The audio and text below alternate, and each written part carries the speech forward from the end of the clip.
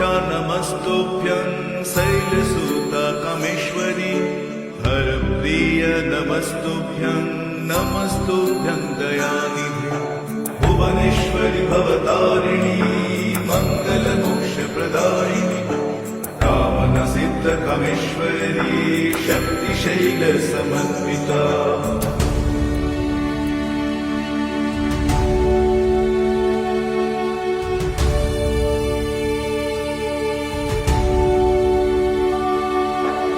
अधिष्ठात्री असमदेशे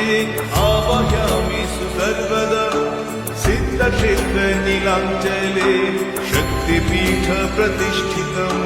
नमस्तु कामाख्या देव्यै च तेजोमयम्